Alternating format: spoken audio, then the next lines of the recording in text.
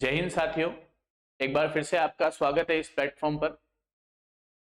BSTC जो है उसकी दो 50-50 क्वेश्चनों की जो है वो क्लास आपके सामने जो है वो इस प्लेटफॉर्म पर आ गई है और ये तीसरी क्लास है और लास्ट क्लास है। तीसरी तो ही है और साथ में अंतिम क्लास है, क्योंकि आज रविवार है और कल जो है मंडे के दिन आपका बीएसटीसी का एग्जाम है। होपफुली वो एग्जाम शायद आपका 2 बजे से लेके 5 बजे के बीच में है। तो पहले आपको अग्रिम शुभकामनाएं कि आप पेपर को जो है काफी अच्छी तरह से करके आए। इस क्लास के अंत में मैं आपको कुछ चीजें बताऊंगा कि आपको पेपर किस तरह से करना है, किस तरह से आपका जो है फॉलोअप होना चाहिए पेपर का, कि हमें किस तरह से पेपर को फॉलो करना है, कैसे स्टार्ट करना है। ये सारी चीजें अपन बाद में बात करेंगे। उससे पहले आज ये जो बीएसटीसी के 50 क्वेश्चंस या मॉडल पेपर जो है, जो मैथ्स और रीजनिंग पर बेस्ड है, इसकी जो ये तीसरी क्लास है, जो अंतिम क्लास है, इसके अंदर मैं 50 क्वेश्चन आपके लिए और लेके आया हूं। तो पहले वाले 100 क्वेश्चन और 50 क्वेश्चन ये 150 क्वेश्चन टोटल जो है वो आपके लिए बहुत कारगर साबित होंगे कल के होने वाले पेपर में, क्योंकि मैंने रीजनिंग और मैथ्स के सभी क्वेश्चनों को इस तरह से समेटा है कि जैसे कि पिछले एग्जाम्स में पूछे गए हैं। तो आप सभी जो है इस क्लास को देख के जाइएगा। जिन्होंने पहली 2 क्लास नहीं देखी है वो भी पहले 2 क्लास देखे, फिर ये तीसरी क्लास देखे, ताकि 150 क्वेश्चन रीजनिंग मैथ्स के मेरे द्वारा अगर आप करके जाएंगे तो आप मान के चलिए कि 100% आपको उसका बेनिफिट जो है वो मिलेगा ही मिलेगा। और जिन्होंने ये क्लास नहीं देखी वो दूसरों के साथ भी शेयर करिए ताकि वो भी देख के जाए, और एटलीस्ट जो है 150 नंबर के जो ये 50 क्वेश्चन आने वाले हैं उसमें से आप जो है 120 130 जो है नंबर जो है वो आराम से कर पाए। ठीक है, चलिए तो आज की इस क्लास को स्टार्ट करते हैं ईशाला के ऊपर। चलिए फर्स्ट क्वेश्चन देखिए आप। फर्स्ट क्वेश्चन आपको दे रखा है, निम्नलिखित 5 में से 4 किस प्रकार समान हैं, अतः उनका एक समूह बनता है, वह कौन सा है जो इस समूह में नहीं आता है। तो इसका आंसर जो है आप देखिए, 5 में से आपको एक जो है उसको हटाना है और 5 ऑप्शन आपके सामने हैं। 4 जो है 5 में से 4 जो है वो एक समान है और आपको एक, तो देखिए बैग, बंडल, पैकेट, हैंडल और बक्सा। तो देखिए बैग जो है उसको भी आप जो है एक तरह से पकड़ सकते हैं, बंडल भी जो है वो सारी चीजों को पकड़ता है, पैकेट भी इसी को बोलेंगे या बक्सा भी इसी को बोलेंगे। तो हैंडल जो है वो आपके लिए इसमें क्या हो जाएगा, अलग हो जाएगा, क्योंकि वो गाड़ी का जो हैंडल होता है उसको अपन बोलते हैं गाड़ी, ये लो साइकिल ले लो। ठीक है, तो 5 में से 4 बैग, बंडल, पैकेट, बक्सा एक हो गए और हैंडल आपके लिए क्या हो गया, अलग हो गया। नेक्स्ट क्वेश्चन देखिए आप, निम्नलिखित संख्या अनुक्रम में आगे क्या आना चाहिए। तो देखिए यहां पर ये आपको एक सीक्वेंस दे रखा है और इस सीक्वेंस में आपको ये पूछा गया है कि निम्नलिखित संख्या अनुक्रम में आगे क्या आना चाहिए। तो देखिए सीक्वेंस 2 2 3 2 3 4 2 3 4 5 2 3 4 5 6 3 4 5 6 7 2 3 4 5।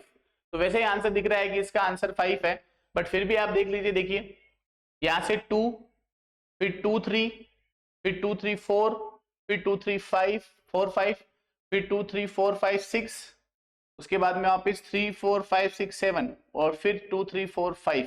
तो नेक्स्ट सीक्वेंस क्या हो जाएगा, 5 हो जाएगा। ये इस टाइप के जो क्वेश्चंस है ये सिर्फ और सिर्फ आपके लॉजिक पे डिपेंड है। बहुत सारे क्वेश्चन कल वाले पेपर में आपको ऐसे मिलेंगे जिसमें सिर्फ आपको जो है वो लॉजिक देखना है, वहां पर आपका कोई फॉर्मूला नहीं है, सिर्फ प्रेजेंट टाइम में आपका माइंड कैसे काम करता है इसी बेस पे क्वेश्चन आते हैं, इसलिए इसको मेंटल एबिलिटी या मानसिक योग्यता कहते हैं। नेक्स्ट क्वेश्चन देखिए आप। अगर ये क्वेश्चन आपको थोड़ा सा दिक्कत कर रहा हो तो मैं इसको थोड़ा सा शॉर्ट कर देता हूं ताकि आपके लिए दिक्कत ना करे। देखिए किसी खास कोड में बोर्ड को ये $84 लिखा गया है और मोर को $941 लिखा गया है, तो इसी कोड में ड्रीम को कैसे लिखा जाएगा। तो यहां पर देखिए आपकी ये जो खास कोड लिखा हुआ है ना, तो ये एक फिक्स कोडिंग का क्वेश्चन है और ये टॉपिक मैंने आपको पढ़ा रखा है, होपफुली आपने ये क्लास में देखी होगी फिक्स कोडिंग की। तो फिक्स कोडिंग की अगर बात करें तो यहीं से जो है वो आपको ये अक्षर बनाना, तो देखिए डी यहां पर है, ठीक है, BOARD और इसमें है MORE $941, तो इसी से आपको ड्रीम बनाना है।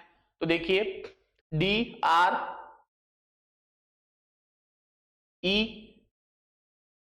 ई का देखो डॉलर दे रखा है। उसके बाद में ए जो है उसके लिए आपको हैशटैग दे रखा है, ए के लिए आपको हैशटैग दे रखा है, और एम के लिए जो है वो आपको 9 दे रखा है, ठीक है। और स्टार्टिंग में जो आर डी है उसके लिए 1 2 दे रखा है, तो डी के लिए 2 हो जाएगा, आर के लिए 1 हो जाएगा। ये जो है वो अपनी हिंदी वाली में जो अपन लिखते हैं मैथ्स वो है। तो 2 1 डॉलर हैशटैग और 9, तो 2 1 डॉलर हैशटैग और 9 है ना। यहाँ पर थोड़ा सा ऑप्शन देख लेना, ये वाला आएगा, ये वाला 1 2 बनेगा, ठीक है। चलिए, तो ये फिक्स कोडिंग का क्वेश्चन था। अगर आपने सारी क्लासेस जो है वो मेरी देखी है तो आप ये निश्चिंत होकर रहिए कि आप जो है कल के पेपर में बहुत अच्छा मैथ्स और रीजनिंग करके आएंगे, ठीक है। अब ये क्वेश्चन देखिए, हर टॉपिक के मैंने कुछ क्वेश्चंस लिए हैं। ये आपका सिटिंग अरेंजमेंट का क्वेश्चन है, और सिटिंग अरेंजमेंट के क्वेश्चंस के अंदर देखिए आपको क्या दे रखा है, W Y T M R H और डी 7, ये 7 जो हैं वो व्यक्ति हैं जो केंद्र की ओर मुंह करके एक वृत्त के चारों ओर बैठे हैं। टी एम के दाएं को चौथा है, जो आर के दाएं को दूसरा है, डब्ल्यू आर के बाएं को तीसरा है, एच एम का निकटतम पड़ोसी नहीं है, और डी डब्ल्यू का निकटतम पड़ोसी नहीं है, ठीक है। तो यहां पर जो है आपको एक शेप के अंदर जो है वो सभी को बिठाना है। तो देखिए कैसे करेंगे हम इसको क्वेश्चन को। ये एक गोला है, वृत्त है जिसमें 7 व्यक्ति बैठे हैं। तो देखिए 1 2 3 4 5 6 और 7, और इन 7 का जो मुंह है वो केंद्र की तरफ है, 7 का जो मुंह है वो केंद्र की तरफ है। अब पहली लाइन पढ़िए आप, टी जो है वो एम के दाएं को चौथा है, टी जो है वो एम के दाएं को चौथा है, टी एम के दाएं को चौथा है। तो देखिए अगर मैं टी यहां बनाता हूं, टी जो है वो एम के दाएं को चौथा है, तो अगर मैं एम यहां बनाता हूं तो देखिए एम को दायां, ये राइट हो जाएगा, ये लेफ्ट हो जाएगा। तो एम के दाएं चौथा 1 2 3 4, तो टी जो है वो एम के दाएं को चौथा हो गया। उसके बाद में जो आर के दाएं को दूसरा है, जो है आर के जो है वो दाएं को क्या है, दूसरा है, तो आर के दाएं दूसरा, तो एम जो है वो आर के दाएं दूसरा हो गया। फिर उसके बाद में देखिए डब्ल्यू आर के बाएं को तीसरा है, तो डब्ल्यू जो है वो आर के बाएं को तीसरा है, तो डब्ल्यू आर के बाएं को तीसरा है। एच एम का निकटतम पड़ोसी नहीं है, ठीक है, डी डब्ल्यू का निकटतम पड़ोसी नहीं है, और एच और एम दोनों जो है डी डब्ल्यू का निकटतम पड़ोसी नहीं है, डी डब्ल्यू का निकटतम पड़ोसी नहीं है, और एच एम का निकटतम पड़ोसी नहीं है, एच जो है वो एम का निकटतम पड़ोसी नहीं है। तो ये एच यहाँ आ गया, ये तो मैंने आपके लिए लेफ्ट और राइट लिखा हुआ था, थोड़ा सा ये साइड साइड की चीजें मैं हटा देता हूं ताकि आपको क्वेश्चन अच्छी तरह से क्लियर हो जाए, ठीक है। और बचा क्या आपके पास में,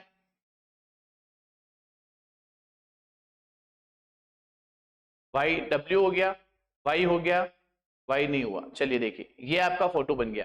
एक बार फिर से देखिए आप, W Y T M R H और डी 7 व्यक्ति जो केंद्र में केंद्र की तरफ मुंह करके बैठे हैं। टी एम के दाएं को चौथा है, तो टी जो है वो एम के दाएं को चौथा है, तो देखिए एम का दायां जो है इधर से होगा। फिर उसके बाद में जो आर के दाएं को दूसरा है, तो जो एम जो है वो जो सेकंड पर्सन के लिए यहाँ पे जो आर के दाएं को दूसरा है। उसके बाद में डब्ल्यू आर के बाएं को तीसरा है, और एच एम का निकटतम पड़ोसी नहीं, डी डब्ल्यू का निकटतम पड़ोसी नहीं है। अब यहां से जो है वो क्वेश्चन आपका पूछा जा रहा है कि एम के दूसरा कौन है, ठीक है। तो एम के दूसरा जो है वो यहां पर कौन है, देखिए आप।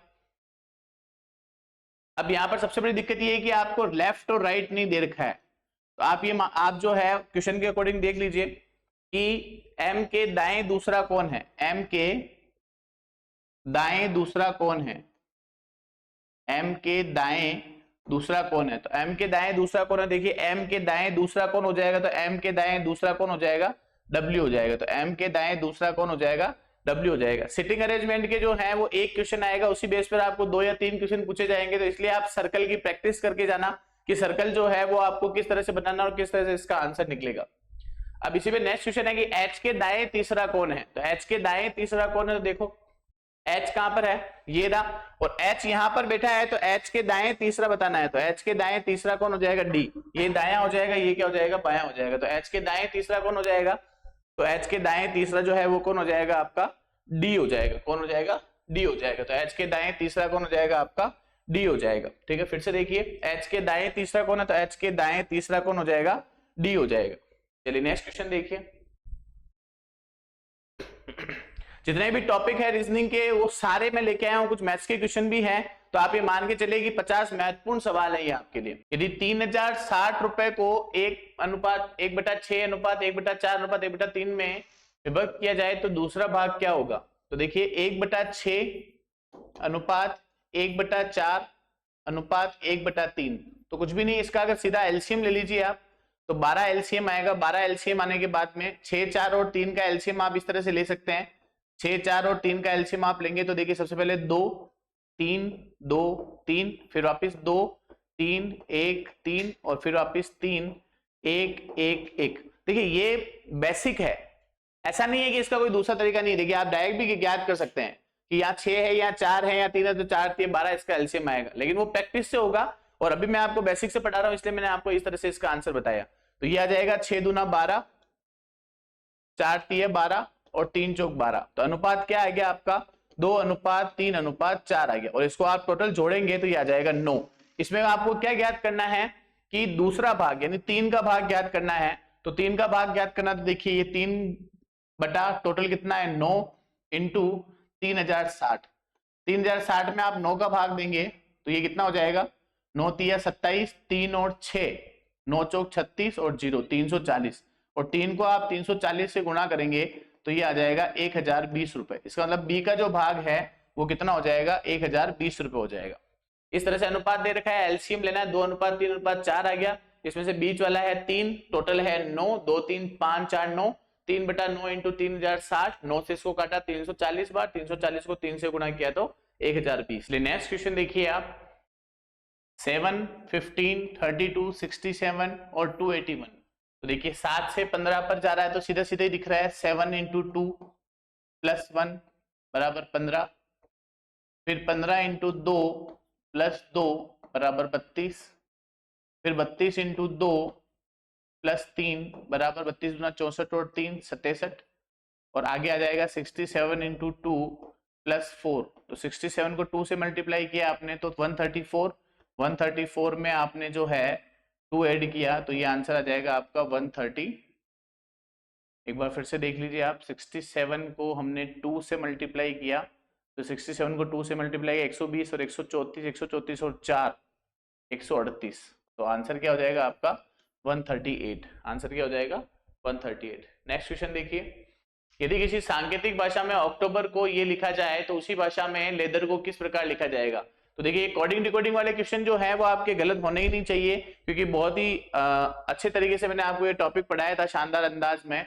तो देखिए अक्टूबर को SBNPQDA, तो वैसे ही दिख रहा है देखो आपको कि इसमें क्या किया जा सकता है। तो यहाँ लिखकर देखिए आप, अक्टूबर OCTOBER, OCTOBER को क्या लिखा गया है, SBNPQDA लिखा जाता है, तो उसी भाषा में लेदर को। तो देखिए अब कहीं ना कहीं आपको सिंपल सा लॉजिक दिख रहा होगा कि यहां से देखिए T से S की तरफ आया गया है, और T से S आपको पता है क्या होगा, -1, ठीक है।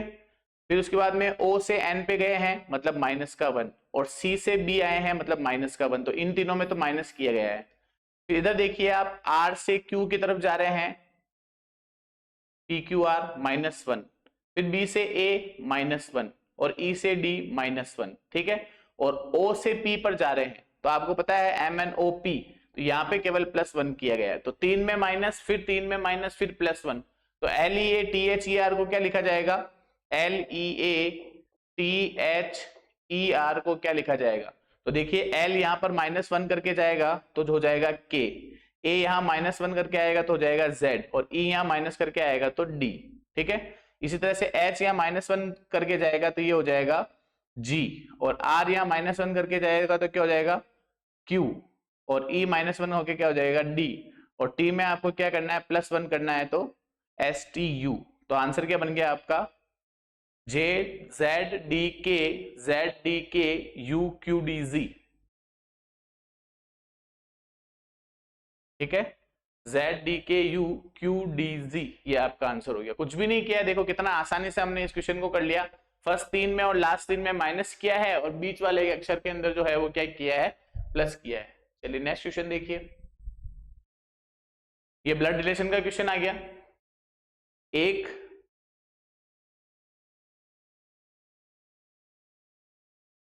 पुरुष की ओर संकेत करते हुए सीता ने कहा, वह मेरी दादी की इकलौती संतान का पुत्र है। वह पुरुष सीता से किस प्रकार संबंधित है? तो एक पुरुष की ओर संकेत करते हुए सीता ने कहा, देखिए एक पुरुष की ओर संकेत करते हुए, एक पुरुष की ओर संकेत करते हुए सीता ने कहा, क्या कहा कि वह मेरी दादी। तो वह मेरी दादी मतलब सीता की दादी कैसे बनेगी, सीता के पापा की मम्मी जो है वो सीता की क्या हो गई, दादी हो गई।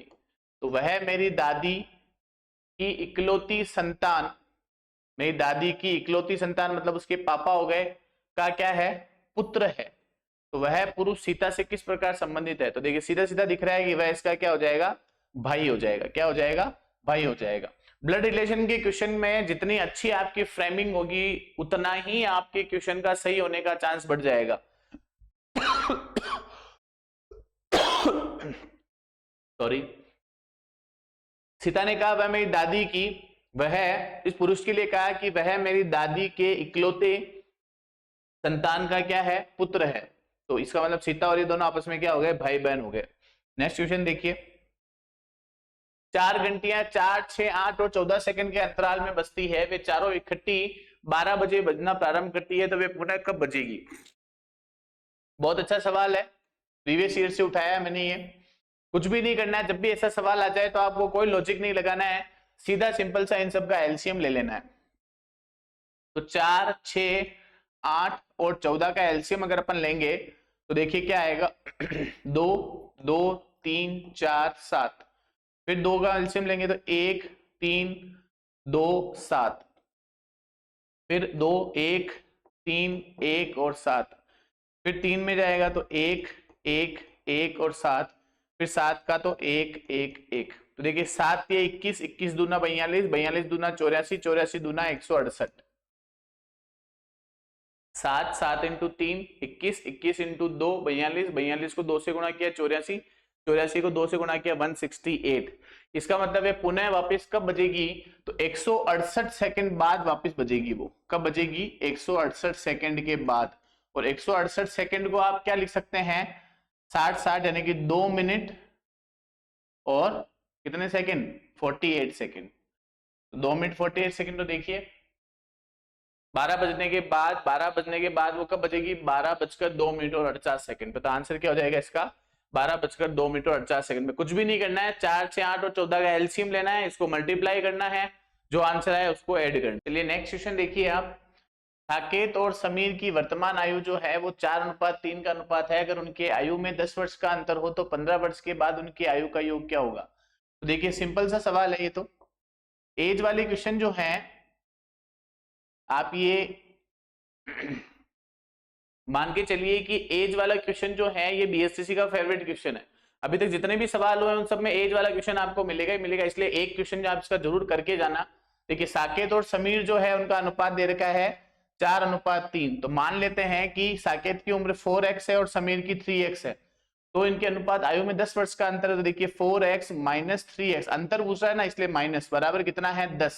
तो देखो सीधा से दिख रहा है 4x में से 3x गया तो x बराबर कितना आ गया 10। ठीक है, 4x माइनस 3x बराबर 10। तो 4x में से 3x गया तो x बराबर कितना आ गया 10। अब x की वैल्यू अगर 10 आ गई तो 10 को 4 से गुणा करिए, 4 इंटू 10 ये साकेत में, और समीर में 3 इंटू 10। तो ये तो हो गया आपके लिए 40 और ये हो गया आपके लिए 30। अब साकेत की उम्र जो है वो तो हो गई 40, समीर की उम्र हो गई आपके लिए 30। अब 15 साल बाद पूछ रहा है, तो 15 साल बाद तो इसकी उम्र हो जाएगी, इसमें 15 जोड़ दो, और इसमें जो है यहां लिख देता हूं मैं 15 साल बाद। 15 साल बाद जो है ये 15 और ये 45, सॉरी ये 15, तो ये हो गया आपके लिए 45 समीर, और साकेत हो गया आपके लिए 55, और दोनों को आप जोड़ेंगे तो ये आपका आंसर कितना हो जाएगा 100। तो 15 वर्ष के बाद दोनों का जो है आयु का योग कितना हो जाएगा 100 हो जाएगा। चलिए नेक्स्ट क्वेश्चन देखिए। मानुषी ने उत्तर की ओर, देखिए ये डायरेक्शन का क्वेश्चन आ गया है। डायरेक्शन कह रहा है आपको कि मानुषी ने उत्तर की ओर चलना प्रारंभ किया और 40 मीटर चली। तो देखिए यहां से इस जगह से स्टार्ट करिए, उत्तर की ओर चलना प्रारंभ किया और 40 मीटर चली। कितनी चली? 40 मीटर। उसके बाद में वह अपने बाएं ओर मुड़ी और 30 मीटर चली। तो वह अपने बाएं ओर मुड़ी और कितनी चली? 30 मीटर चली। फिर वह अपने दाएं ओर 50 मीटर चली। फिर वह अपने दाएं ओर जो है वो कितनी चली? 50 मीटर चली। वह पुनः अपने दाएं मुड़ी और 30 मीटर चली। वह पुनः अपने दाएं मुड़ी और 30 मीटर चली। वह पुनः अपने दाएं और मुड़ी और 30 मीटर चली। तो देखिए इधर दाएं और मुड़ी और कितना चली? 30 मीटर चली। वह अपने प्रारंभिक बिंदु से कितनी दूरी पर? तो ये इसका प्रारंभिक बिंदु है, और ये 40 है, और ये 50 है, और ये देखिए ये 30 इक्वल होगी, तो ये भी 50 हो जाएगी। तो 50 और 40 कितना हो जाएगा? 50 और 40 कितना हो जाएगा? 90 हो जाएगा। तो आंसर क्या हो जाएगा? इनमें से कोई नहीं। एक बार फिर से देख लेते हैं। उत्तर की ओर चलना प्रारंभ किया, 40 मीटर चली। 40 मीटर चलने के बाद में फिर वह बाएं मुड़ी और 30 मीटर चली, ठीक है। और 30 मीटर चलने के बाद में फिर वह दाईं ओर मुड़ी और 50 मीटर चली, और फिर यानी कि वह वापस 30 मीटर। तो यहां से इस पॉइंट की डिस्टेंस पता करनी है। तो ये अपने पास में कितनी है? 40, और ये अपने पास में 50 है, तो ये भी कितनी होगी? 50। तो 50 और 40 कितने होते हैं? 90 होते हैं, जो इनमें नहीं है। तो आंसर क्या हो जाएगा? इनमें से कोई नहीं। चलिए नेक्स्ट क्वेश्चन देखिए। यदि P का अर्थ है Q का अर्थ मल्टीप्लाई, P का अर्थ ये जो है ना, ये आप ध्यान रखना, ये भाग है ना, और R का अर्थ है प्लस एवं S का अर्थ है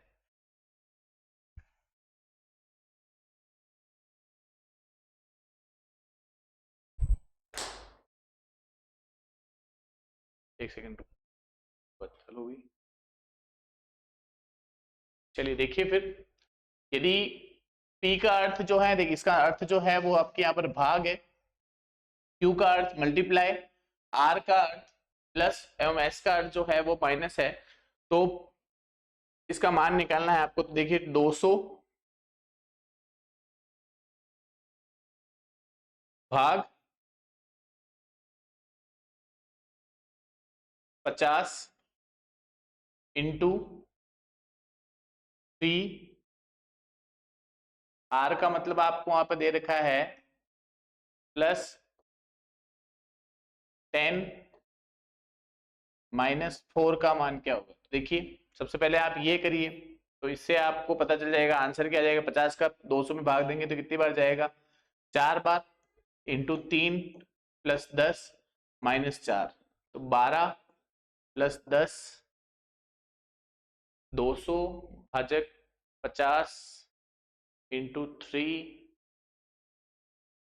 R का मतलब होता है प्लस 10, S का मतलब -4। तो 200 में अगर आप 50 का भाग देंगे तो ये 5 चौक 20, 4 बार, इंटू 3 प्लस 10 -4, तो 4 थी 12 प्लस 10 -4, तो ये हो गया 22 -4, यानी कि आपका आंसर क्या हो जाएगा? 18। क्या आंसर हो जाएगा आपका? 18 हो जाएगा। चलिए नेक्स्ट क्वेश्चन देखिए आप। देखिए ये क्वेश्चन किसी सांकेतिक भाषा में, तो देखिए ये 1 2 3 4 का दे रखा है आपको। लैम्प इज बर्निंग ब्राइट, और लो सी टी बाग के का अर्थ है bright light is from lamp, ठीक है। ये क्वेश्चन जो है, जो भी आप इस क्लास के अंदर जो क्वेश्चंस कर रहे हैं वो सारे के सारे जो हैं वो इसी पैटर्न पे हैं। किस पैटर्न पर? बीएसटीसी के पैटर्न पर। तो इसलिए आप ये क्लास जरूर देख के जाइएगा, ताकि सभी के सभी क्वेश्चन जो हैं आप एग्जाम में सॉल्व कर सकें, ठीक है। तो देखिए यहाँ पर हमें आंसर निकालना है बर्निंग का, BURNING का हमको कॉर्ड निकालना है। तो देखिए आप, लैम्प इज बर्निंग ब्राइट, और बर्निंग, तो देखिए ब्राइट दोनों में कॉमन आ रहा है, इस दोनों में कॉमन आ रहा है। तो देखिए यहां से एक तो कॉमन आ रहा है एलओ, एक कॉमन आ रहा है टीआई, ठीक है, और एक कॉमन आ रहा है केई, ठीक है। देखिए लैंप जो है वो दोनों में कॉमन आ गया, इस दोनों में कॉमन आ गया, और ब्राइट दोनों में कॉमन आ गया। तो बचा क्या, ये कैंसिल, ये कैंसिल, ये कैंसिल, ठीक है। और हमें निकालना है बर्निंग का। तो देखिए बर्निंग सिर्फ एक ही जगह पर आ रहा है और बर्निंग कहीं नहीं आ रहा है, इसलिए बर्निंग का आंसर जो है वो क्या हो जाएगा, पीए। अब एलओ किसके लिए हो जाएगा, तो देखिए 3 कॉमन आ गए और पीछे बचा अपने पास एक, तो वो किसका कोड हो जाएगा, बर्निंग का हो जाएगा। नेक्स्ट क्वेश्चन देखिए, 4D जिस प्रकार संबंधित है 8H से, 4D जिस प्रकार संबंधित है 8H से, उसी प्रकार 12L किससे संबंधित होगा। तो देखिए 4D और 8H में क्या संबंध है, तो मल्टीप्लाई 2 कर रखा है, 4 दूना 8, और D भी 4 पे आता है और H भी 8 पे आता है, तो 4 दूना 8, और 12L को जब आप करेंगे तो 12 को भी 2 से मल्टीप्लाई करेंगे तो जाएगा 24x। तो इसका आंसर क्या हो जाएगा आपके लिए, 24x, ठीक है। तो आंसर क्या हो जाएगा, इनमें से कोई नहीं, ठीक है, 24Z ना होके 24 क्या हो जाएगा, x हो जाएगा, ठीक है। फिर से देख लीजिए आप क्वेश्चन को, 4H जिस प्रकार 8H से संबंधित यानी जस्ट डबल कर रखा है, तो जस्ट डबल करने के लिए यहाँ पर क्या हो जाएगा, 4 दूना 8, तो उसी तरह से 12 जो है उसका आंसर क्या हो जाएगा, 12 दूना 24x। चलिए नेक्स्ट क्वेश्चन देखिए, 16 जुलाई 1776 को सप्ताह का कौन सा दिन होगा। तो देखिए आपको मैंने बता रखा है 776 को सॉल्व करने के लिए 775 लेंगे, इसको 2 में डिवाइड किया तो ये 1700 आ गया, ये 75 आ गया, इसको आप डिवाइड करेंगे 4 से। कैलेंडर की सारी क्लासेस आपके सामने हैं, इसको रिकॉर्डेड ईशाला पर है, आप आराम से उनको देख सकते हैं। 1700 में आप 400 का भाग देंगे तो यहाँ पर देखिए आपके पास बचेगा शेषफल 100, और 100 शेषफल का कोड आपको पता है, मैंने आपको बता रखा है 100 शेषफल का कोड जो होगा वो कितना होगा, 5। उसके बाद में 75 में अगर 4 का आप डिवाइड करेंगे तो ये समथिंग आपका जाएगा 21 चौक नहीं, ये जाएगा आपका 16 चौक 64, 17 चौक 68, 18 चौक 72, कितनी बार जाएगा ये समथिंग, 18 बार जाएगा। या तो आप डायरेक्ट इसमें जोड़ लीजिए या फिर आप इसको ऐसे लिख दीजिए कि 18 तो लीप वर्ड्स है, इनको ऑड डे के हिसाब से 2 से गुणा कर लीजिए, और 75 में से 18 गए तो ये बचेगा आपके लिए 57, और 57 को आप मल्टीप्लाई कर लीजिए 1 से। दोनों ही चीज कर सकते हैं, दोनों में सेम आंसर आएंगे। 75 में आप 18 जोड़ेंगे तो आंसर आएगा आपका 93, और इन दोनों को आप करेंगे तो आंसर आएगा 57 प्लस 36, और इनमें 7 और 6 13, हासिल का 1 5 और 3 8 और 1 9, इसमें भी 93, तो दोनों तरफ बराबर है। अब इसको डिवाइड करिए आप 7 से। ये सारे सवाल मैंने आपको बहुत लेवल से करवा रखे हैं, तो आप जो कैलेंडर की क्लासेस देख लीजिए, और 7 का भाग जब आप इसमें देंगे तो 7 1 जा 7, और फिर 2 और 3 7 3 जा 21, तो इसका मतलब 13 बार गया, और शेषफल बचा यहाँ पर 2, तो शेषफल कितना बच गया यहाँ पर, 2 बच गया, ठीक है, 2 यहाँ बच गया, 5 यहाँ बच गया। अब 16 जुलाई लेना है, उन 1776 जो है इसमें 4 का भाग अगर आप देंगे तो देखिए क्या ये लीप वर्ष है क्या, तो 4 का भाग देंगे तो 4 चौक 16, 1 बचा, फिर 4 चौक 16, फिर 1 बचा, और फिर 6 4 चौक 16, यानी कि 1776 जो है ये आपके लिए एक लीप वर्ष है। लीप वर्ष है इसका मतलब देखिए जनवरी में 3 ऑड डे, जनवरी में 3 ऑड डे, फरवरी में 1 क्योंकि 29 दिन की फरवरी होगी क्योंकि लीप वर्ष है, उसके बाद में मार्च में 3, अप्रैल में 2, मई में 3, जून में 2, और जुलाई 16। 16 जुलाई में अगर आप 7 का भाग देंगे तो शेषफल बचेगा 2, 2 2 4 3 7 2 9 और 3 12 और 1 13 और 3 16, 16 में अगर आप 7 का भाग देंगे तो यहाँ शेषफल बचेगा 2, तो 2 तो ये, 2 तो ये, 2 ये, और 5 ये, 5 और 2 7 और 2 9, और 9 में फिर से आप अगर 7 का भाग देंगे, 9 में फिर से अगर आप 7 का भाग देंगे तो आपके पास शेषफल बचेगा 2, और आपको पता है 2 पर क्या आएगा, मंगलवार, तो आपका आंसर क्या हो जाएगा, मंगलवार। देखिए फिर से क्वेश्चन को, 16 जुलाई, अब आपको इतना समय नहीं लगना चाहिए एग्जाम में, ठीक है, तो देखिए 16 जुलाई 1776, 1775 लेना है, उसमें 1700 में 400 का भाग देंगे तो 100 शेषफल बचेगा, उसमें ओड डे होते हैं 5। 75 में 4 का डिवाइडेशन इसलिए किया क्योंकि लीप वर्ष निकालने हैं, तो 18 लीप वर्ष आ गए, इनको आप डायरेक्ट भी जोड़ सकते हैं, अलग अलग करेंगे तो 75 में से 18 जो है वो लीप वर्ष है, तो बच्चे के 57 जो है वो साधारण वर्ष है, 57 और 36 जोड़ेंगे तो भी 93, 93 में आप डिवाइड करेंगे 7 से तो शेषफल बचा आपका 2, 13 जो है वो आपका क्या है, भागफल है। उसके बाद में फिर अपन 1776 की बात करेंगे। 1776 लीप वर्ष है, इसीलिए जुलाई जो जनवरी में 3 ऑड डे, फरवरी में 29 में 7 का भाग देंगे 1, मार्च में 3, अप्रैल में 2, मई में 3, जून में 2, जुलाई में 2, क्योंकि 16 में 7 का भाग देंगे तो शेषफल कितना बचेगा, 2 बचेगा। ठीक है, इन सबको ऐड किया और फिर 2 का भाग 7 का भाग दिया तो 2 बचा, 2 2 4 और 5 9, 9 में फिर से आपने 7 का भाग दिया तो 2 बचा और 2 पर अपना क्या आता है, मंगलवार आता है। चलिए नेक्स्ट क्वेश्चन देखिए, कौन सा दिन किसी शताब्दी वर्ष का अंतिम दिन नहीं हो सकता। ये मैं आपको अच्छी तरह से करवा चुका हूं कि कौन सा दिन जो है वो शताब्दी का अंतिम दिन नहीं हो सकता है, तो आप यहां से सीधा इसका आंसर निकाल सकते हैं। और बाकी आप मेरी क्लास दे सकते हैं कि मैंने आपको वहां पर बता रखा है कि किसी भी शताब्दी जो है उसमें अगर अपन सोमवार, कौन कौन सा जो है वो शताब्दी का पहला दिन होगा, तो सोमवार देखिए उसका पहला दिन होगा, फिर सोमवार के बाद में मंगल बुध गुरु शुक्र शनिवार जो है वो इसका पहला दिन होगा, फिर शनिवार के बाद में 5 दिन और निकालेंगे तो देखिए रविवार सोमवार मंगलवार बुधवार और गुरुवार। ठीक है, और गुरुवार में फिर अपन 5 दिन जोड़ेंगे तो शुक्र शनि रवि सोम मंगल और बुध मंगलवार। ठीक है, और मंगलवार में अगर अपन 6 जोड़ेंगे तो बुध गुरु शुक्र शनि रवि सोम। तो ये 4 ऐसे दिन हैं जो हर किसी भी शताब्दी के पहले दिन होंगे। क्या होंगे, पहले दिन होंगे। अब अंतिम दिन नहीं हो सकता, अंतिम दिन नहीं हो सकता। देखिए मंगलवार इसके अंदर आ गया, इसलिए मंगलवार किसी भी जो है शताब्दी का अंतिम दिन नहीं हो सकता। ठीक है, सोमवार क्यों हो सकता है, क्योंकि देखिए अब आप कहोगे सर सोमवार भी तो आया, तो सोमवार आ सकता है। देखिए एक दिन पहले का निकालेंगे तो रविवार किसी भी शताब्दी का अंतिम दिन हो सकता है, शुक्रवार किसी भी शताब्दी का अंतिम दिन हो सकता है, बुधवार किसी भी शताब्दी का अंतिम दिन हो सकता है, और सोमवार किसी भी शताब्दी का अंतिम दिन हो सकता है।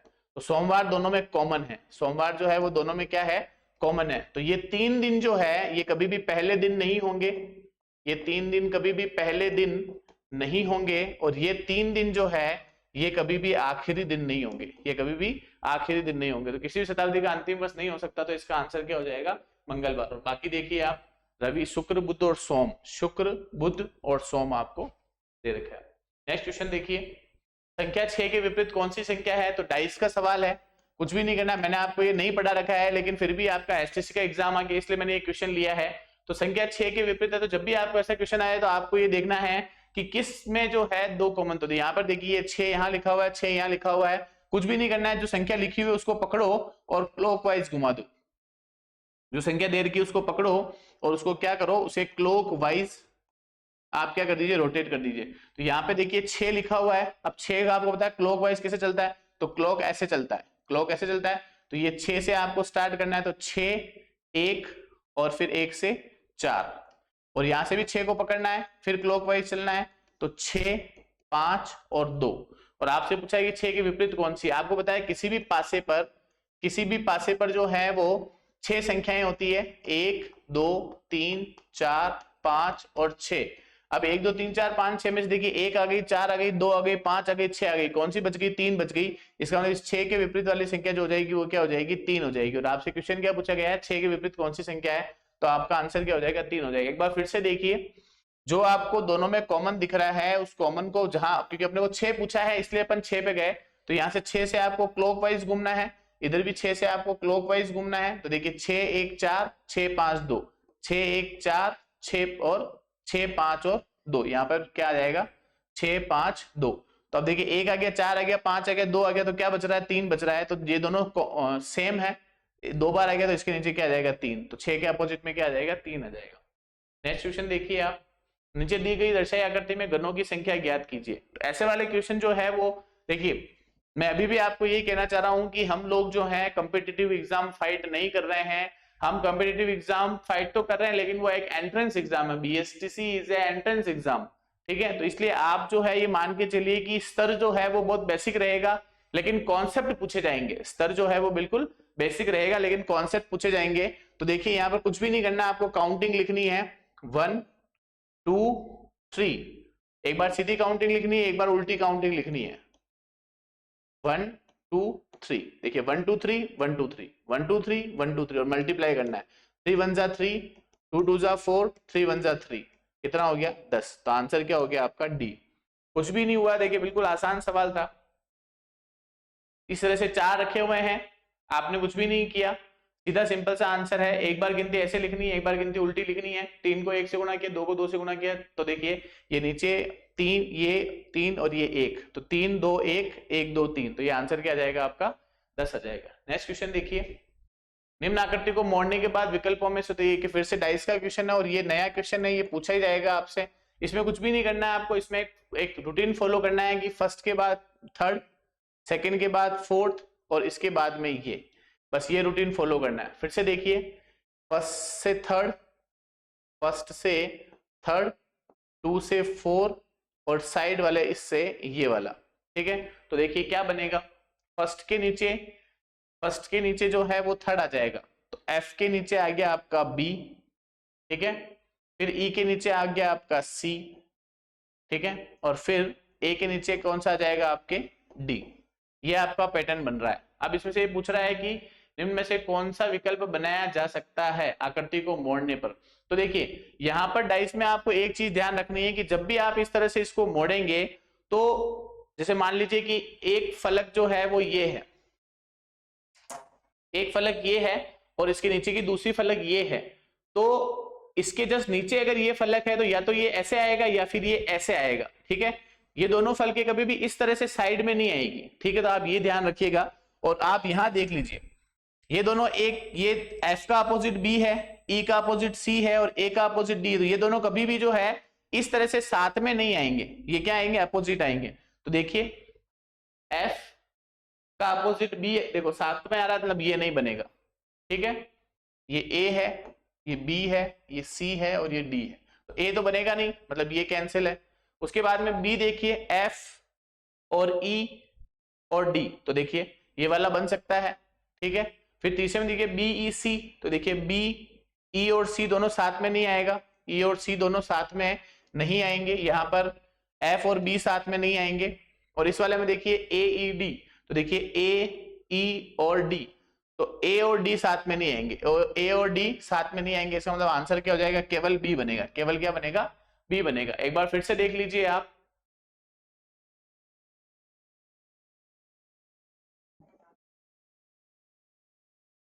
इस वाले क्वेश्चन में आपको ये ध्यान रखना है कि एफ से नीचे बी, ई से नीचे सी और ए से नीचे डी, तो क्या बन गया आपका ये, देखिए एफ के नीचे बी, एफ के नीचे बी, ई के नीचे सी, ई के नीचे सी और ए के नीचे डी, ठीक है। तो ये इसमें ध्यान रखना है कि ये दोनों कभी साथ में नहीं आने चाहिए, ये साथ में आ सकते हैं लेकिन ये साथ में नहीं आने चाहिए। तो देखिए पहले वाले में एफ और बी साथ में आ रहा है, मतलब गलत। तीसरे वाले में ई और सी साथ में आ रहा है, मतलब गलत। और चौथे वाले में ए और डी साथ में आ रहा है, मतलब गलत। और जबकि एफ ई डी में देखिए एफ के एफ अलग है, ई अलग है और डी अलग है, ठीक है। तो ये आ जाएगा आपका आंसर बी।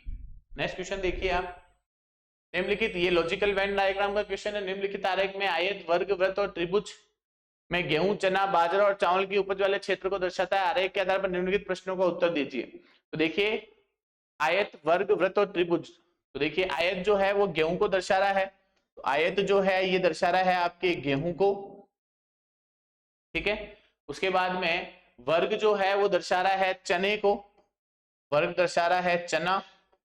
उसके बाद में वृत्त जो है वो बाजरा, वृत्त जो है ये दर्शा रहा है आपके किसको, बाजरे को। और उसके बाद में त्रिभुज जो है वो है चावल, त्रिभुज क्या हो जाएगा आपका, चावल। और आपसे सवाल पूछा गया है कौन सा क्षेत्र चारों फसलों की उपज वाला। तो देखिए ऐसी संख्या लेनी है जिसमें चारों में कॉमन आ रहा है, जहां पर त्रिभुज भी आ जाए, सर्कल भी आ जाए, ये और वृत्त भी आ जाए और आयत भी आ जाए। तो देखिए ये वाली संख्या देखिए आप, ये वाली एक ऐसी संख्या है 7,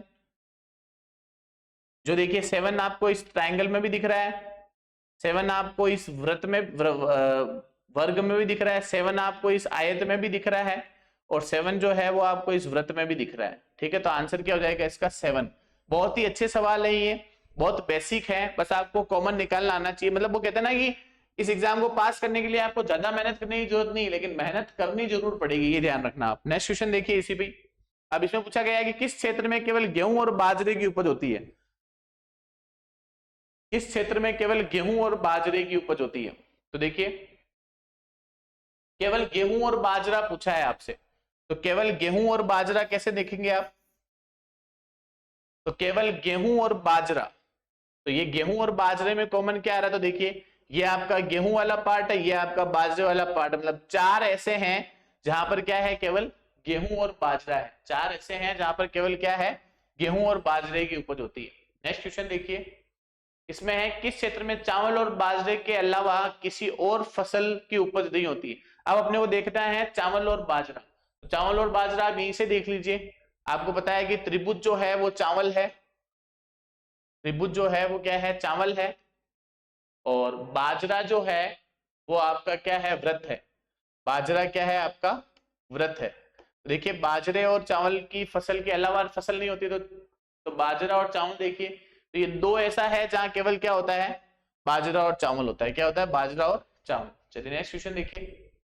चलिए ये क्वेश्चन जो है ये आपके लिए थोड़े से इंटरेस्टिंग क्वेश्चन है, सिलोजिज्म है। ये भी टॉपिक मैंने अभी तक पढ़ाया नहीं है, लेकिन इसकी क्लासेस आपको जल्दी मिलेगी। कुछ अमरूद सेब है, कुछ केले सेब है, और कुछ शाखाएं केले हैं। उसके बाद में आपको इसके आंसर निकालने हैं। तो देखिए कुछ अमरूद सेब है, तो सम का क्वेश्चन है ये। 3 चीजें जो है आपको सिलोजिज्म में पढ़नी है, एक ऑल, एक सम और एक नॉट, यानी कि सभी, कुछ और नहीं। ये 3 चीजें पढ़नी है, उसी बेस पे देखो अपने को आंसर निकालना है। तो इसका ये जो आंसर है वो अपने सम पर है। ये आंसर किस पर है, सम पर है। तो देखिए कुछ अमरूद जो है वो सेब है, तो कुछ अमरूद जो है वो क्या है, सेब है। तो यहां मैं लिख देता हूं अमरूद। कुछ अमरूद जो है वो क्या है, सेब है। कुछ केले जो है वो सेब है, कुछ केले जो है वो क्या है, सेब है। और कुछ शाखाएं केले हैं, कुछ शाखाएं जो है वो क्या है, केले हैं। ठीक है, अब ये आपको ध्यान रखना है। देखिए ये टॉपिक मैंने आपको नहीं पढ़ा रखा, लेकिन फिर भी मैं बेसिक जानकारी दे दूं। जब भी ऑल की बात आए तो आपको इस तरह का फोटो बनाना है, जब भी सम की बात आए तो आपको इस तरह से फोटो बनाना, मतलब कुछ हिस्सा, और जब भी नोट का क्वेश्चन आए तो आपको इस तरह से फोटो बनाना है। अभी कुछ का फोटो आया तो ये बताएं, देखिए कुछ अमरूद सेब है, तो कुछ अमरूद सेब है, कुछ केले सेब है, और कुछ शाखाएं केले हैं। इस आधार पर हमको निष्कर्ष निकालना है कि इसमें कौन सा आंसर होगा, और जो आपको निष्कर्ष सही लगे उसके आधार पर आपको बताना है। कोई अनुसरण नहीं करता है तो ऑप्शन ए, केवल ए और बी सही है तो बी, केवल सी और डी है तो 3, केवल ए और डी है तो 4, और सभी अनुसरण करते हैं तो 5। अब पहला देखिए कुछ अमरूद केले हैं, तो देखिए अमरूद और केले में कोई सीक्वेंस नहीं है, मतलब पहला गलत। दूसरा कुछ शाखाएं सेब है, तो देखो शाखा और सेब में कोई कनेक्शन नहीं है, मतलब गलत। कुछ शाखाएं अमरूद है, तो कुछ शाखाएं और अमरूद में कुछ भी नहीं है, मतलब गलत। कुछ सेब शाखाएं हैं, तो कुछ सेब जो है वो शाखाएं हैं, ये भी गलत। देखिए चारों में से कोई सा भी नहीं मिल रहा है। देखिए सिलोजिज्म टॉपिक ऐसा है जहां पर हम लोग अंदाजा नहीं लगा सकते कि हाँ हो सकता है या नहीं हो सकता। जैसा जैसा आपको क्वेश्चन दिया हुआ है वैसा वैसा आपको क्वेश्चन करना है, ज्यादा दिमाग नहीं लगाना है। अकॉर्डिंग टू डायग्राम आप इसका आंसर देखिए, कुछ अमरूद सेब है, कुछ केले सेब है, कुछ शाखाएं जो है वो केले हैं। उसके बाद में निष्कर्ष आपको दे रखे हैं कि कुछ अमरूद केले हैं, कुछ शाखाएं सेब है, कुछ शाखाएं अमरूद है, कुछ सेब शाखाएं हैं। अब इसके अंदर आपको क्या करना है, सबसे पहले आपको सम वाला फोटो बनाना है। सम वाला फोटो जब आपने बनाया तो देखिए अमरूद और सेब का फोटो बन गया, सेब और केले का फोटो बन गया, और उसके बाद में केले और शाखाओं का फोटो बन गया। उसके बाद में आप निष्कर्ष देखिए, तो पहला निष्कर्ष जो है वो आपको ये कह रहा है कि कोई अनुसरण नहीं करता।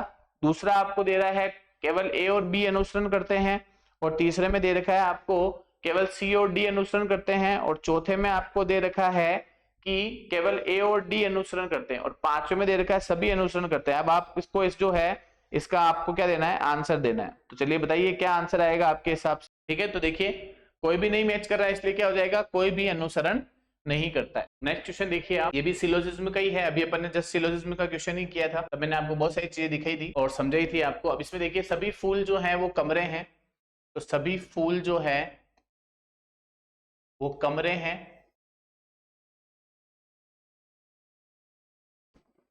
कुछ कमरे खिड़कियां हैं, तो कुछ कमरे जो हैं वो खिड़कियां हैं,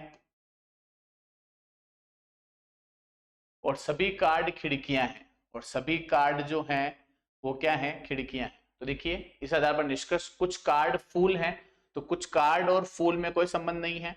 कुछ कार्ड कमरे हैं, तो कार्ड और कमरे में कोई संबंध नहीं है।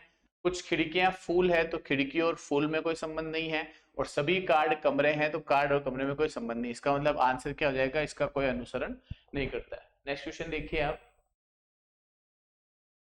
सभी पुरुष जो हैं वो बिल्ली हैं, सभी उल्लू पुरुष हैं और सभी तोते उल्लू हैं। तो देखिए सभी पुरुष जो हैं, सभी पुरुष जो हैं वो बिल्ली हैं,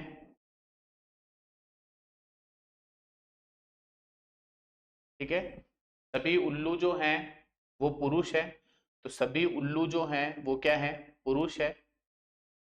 ये उल्लू इसमें आ जाएगा, सभी उल्लू पुरुष हैं और सभी तोते उल्लू है, सभी तोते उल्लू है। तो देखिए इस तरह से बनेगा फोटो, सभी तोते उल्लू है, सभी उल्लू पुरुष हैं और सभी पुरुष जो हैं वो बिल्ली है। तो इस तरह से ये फोटो बनेगा, ठीक है। चलिए अब देखिए निष्कर्ष देखिए, सभी बिल्ली उल्लू है, तो सभी बिल्ली, इस वाले क्वेश्चन में आप ध्यान रखिए जब भी ऑल वाला सवाल आता है तब आप ध्यान रखिएगा, अगर आप जो है अंदर से जो है अगर आप बाहर की तरफ आ रहे हैं तो सभी आएगा, और अगर आप बाहर से अंदर की तरफ जा रहे हैं तो कुछ आएगा। तो अब आप देखिए सभी बिल्ली उल्लू हैं, तो बिल्ली से आप उल्लू की तरफ जा रहे हैं मतलब बाहर से अंदर की तरफ आ रहे हैं तो कुछ आएगा, तो पहला गलत। सभी उल्लू बिल्ली हैं, तो सभी उल्लू जो है, सभी उल्लू जो है वो बिल्ली है, तो देखिए सभी उल्लू जो है वो बिल्ली है, तो ये सही है। सभी तोते बिल्ली हैं, तो सभी तोते जो हैं वो बिल्ली है, और सभी तोते पुरुष है, सभी तोते जो हैं वो पुरुष है। तो इसमें क्या आंसर आ जाएगा आपका कि बी सी डी अनुसरण करते हैं, ठीक है। तो जब आप बाहर से अंदर की तरफ जा रहे हैं, ध्यान रखना मैंने आपको डायग्राम से सिखा रखा है कि यदि आप जो है बाहर से अंदर की तरफ जा रहे हैं तो कुछ आएगा, और जब आप अंदर से बाहर की तरफ जा रहे हैं तो क्या आएगा, सभी आएगा। तो देखिए सभी बिल्ली उल्लू है, तो बिल्ली से उल्लू की तरफ आपको बाहर से अंदर की तरफ जाना है, इसलिए गलत है क्योंकि यहाँ पे कुछ आएगा, कुछ आता तो सही होता। लेकिन सभी उल्लू बिल्ली है, अंदर से आप बाहर की तरफ जाएंगे, उल्लू बिल्ली अंदर से बाहर, तोते बिल्ली अंदर से बाहर, और तोते पुरुष यानी कि अंदर से बाहर, तो इसलिए ये तीन क्या हो जाएंगे, सही हो जाएंगे। चलिए नेक्स्ट क्वेश्चन देखिए आप, 10 का कितना प्रतिशत जो है वो 1919 माइनस 1799 होगा। तो सबसे पहले तो आप देखिए ये मैथ्स का क्वेश्चन है, इजी है, ठीक है, और यही बेसिक क्वेश्चन आपको जो है वो एग्जाम में मिलेंगे। तो इसको आप माइनस करेंगे तो ये आ जाएगा आपके लिए 0 2 1, कितना आ गया, ये 120 आ गया। तो इसका मतलब 700 का कितना प्रतिशत, 700 का कितना प्रतिशत 120 है। तो कैसे करेंगे आप इसको, देखिए माना कि 700 का x प्रतिशत जो है, माना कि 700 का x प्रतिशत जो है वो कितना है, 120 है। अब x प्रतिशत तो 700 इंटू x बटा 100 बराबर 120, क्रॉस मल्टीप्लाई कर लीजिए, 700x बराबर 120 इंटू 100 और x बराबर 120 इंटू 100 बटा 600। तो 2 जीरो से 2 जीरो कैंसिल, 120 में 6 का भाग दिया तो x बराबर कितना आंसर आ गया, 20 आ गया। और देखिए अगर आप 12th पास हैं और आपने अगर थोड़ी बहुत भी जो है वो अगर तैयारी कर रखी है तो देखिए डायरेक्टली दिख रहा है 120 इंटू 700 यानी 5 बार भाग जा रहा है, तो सीधा सीधा आप इसका आंसर क्या निकाल लेंगे कि 20 बार। नेक्स्ट क्वेश्चन देखिए आप, ए बी सी डी और 5, A B C D E जो है ये 5 सतत संख्याएं हैं जिनका औसत 34 है, तो हमें मान निकालना है b इंटू डी का। अब देखिए सतत का मतलब होता है कंटिन्यूस, सतत का मतलब जो होता है वो क्या होता है, कंटिन्यूस होता है। अब वो कह रहा है कि ए बी सी डी और ये जो है वो 5 सतत संख्या जो है, तो देखिए एक मान लो x है ना, प्लस एक x प्लस 1, एक हो जाएगी x प्लस 2, एक हो जाएगी x प्लस 3 और एक हो जाएगी x प्लस 4, और इन सबका औसत जो है वो कितना दे रखा है आपको, 34 दे रखा है। इन सबका औसत कितना दे रखा है आपको, 34 दे रखा है। और देखिए कितनी संख्याएं हैं, 5 है, तो आपको पता है कि औसत कैसे निकालेंगे, जब हम इसमें 5 का भाग देंगे। इन सबको आप जोड़ लीजिए, 1 2 3 4 5, तो ये हो गया आपके लिए 5x। फिर उसके बाद में 1 2 3 3 3 6 और 4 10, 5x प्लस 10 बराबर 34 बटा 5। तो यहां से देखिए 5x plus 10 equals to 34 into 5, तो ये आ जाएगा आपके लिए 5x प्लस 10 बराबर 34 को 5 से आपने गुणा किया तो ये देखो 5 चौक 20, हासिल का 2, 5 दिए 15 और 2 17, 170, ठीक है। तो देखिए यहाँ से 5x और 170, ये प्लस का 10 उधर जाएगा तो माइनस का 10, तो 5x बराबर कितना आ जाएगा आपका, 5x बराबर आ जाएगा 160। तो x बराबर आ जाएगा 160 में कितने का भाग देना है आपको, 5 का। तो 160 में आपने 5 का भाग दिया तो 5 दिया 15, और फिर बचा 1 और 0, 5 दूना 10, यानी कि x का मान आपके लिए कितना आ गया, 32। तो इसका मतलब संख्याएं आपके लिए क्या हो गई, संख्याएं आपके लिए हो गई 32, 33, 34, 35 और 36, ये 5 संख्या आ गई। ठीक है, तो यहाँ से b और d का मान कितना है, तो b का मान जो है वो है 33 और d का मान है 35, और 33 और 35 को आप मल्टीप्लाई कर लीजिए। तो 33 और 35 को आपने मल्टीप्लाई किया तो 5 दिए 15, हासिल का 1, 5 दिए 15 और 1 16, इंटू 3 तिया 9 और 3 तिया 9, तो आंसर क्या आ गया 5, 9 और 6 15, हासिल का 1 11, तो आंसर क्या आ गया 1155।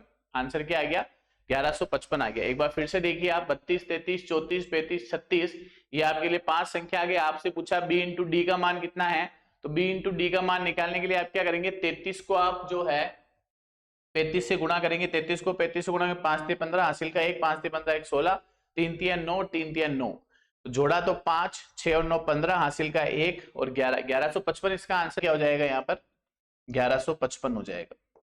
ठीक है, मान लो इसमें ये ऑप्शन आया हो, इनमें से कोई नहीं, इनमें से कोई नहीं, तो आपका आंसर क्या हो जाएगा, इनमें से कोई नहीं। चलिए नेक्स्ट क्वेश्चन देखिए। एक कैंटीन को प्रतिदिन 14 दर्जन केलों की जरूरत पड़ती है, 8 सप्ताह के लिए उसे कितने केले चाहिए।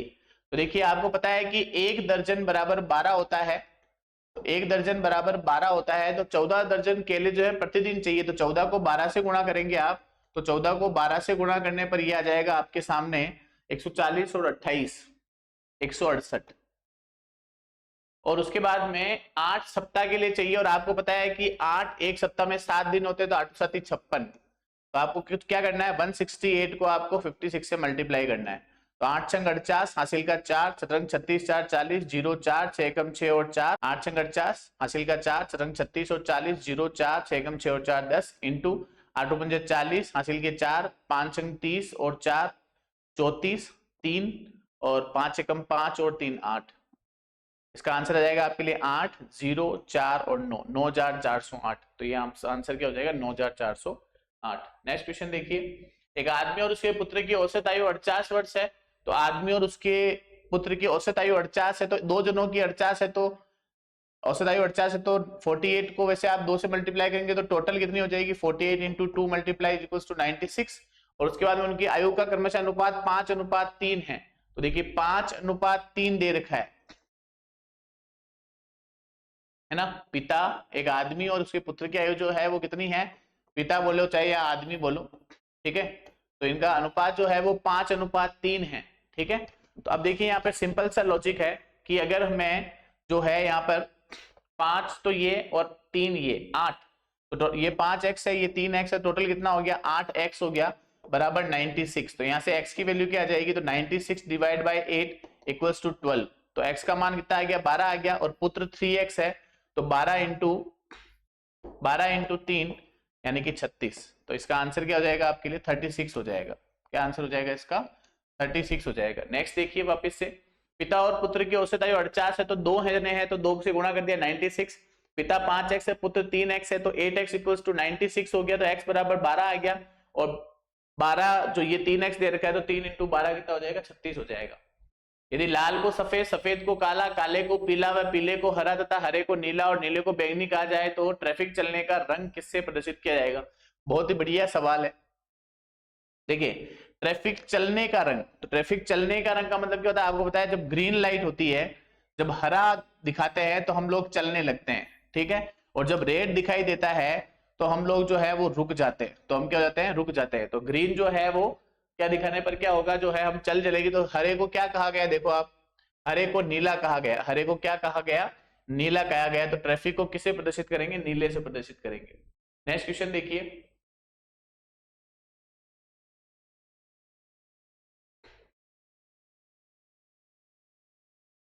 निम्नलिखित व्यवस्था को ध्यान से पढ़िए और नीचे दिए गए प्रश्नों के उत्तर दीजिए। N dollar T U 3D, ये जो है यहाँ पर इस तरह का कोई चिन्ह है, मान लीजिए आप ये लिखा हुआ है सी, और इसको इस तरह से गोले में किया हुआ है, ठीक है, थोड़ा सा और शॉर्ट लिख देता हूं मैं इसको आपको। चलिए, तो उपयुक्त व्यवस्था में टी के दाएं को 11वां, तो सबसे पहले टी देखिए आप कहाँ है, तो टी के दाएं 11वां, तो दाएं 11वां कौन है, देखिए आप 1 2 3 4 5 6 7 8 9 10 और ये 11, 11 पे कौन है, बी है। तो टी के दाएं का जो 11वां है, के बाएं चौथा, इसके बाएं चौथा, तो 1 2 3 4 के बाएं चौथा कौन है, तो डब्ल्यू है, ये इसका आंसर। बिल्कुल बेसिक सवाल है, कुछ जरूरत ही नहीं है देखने की।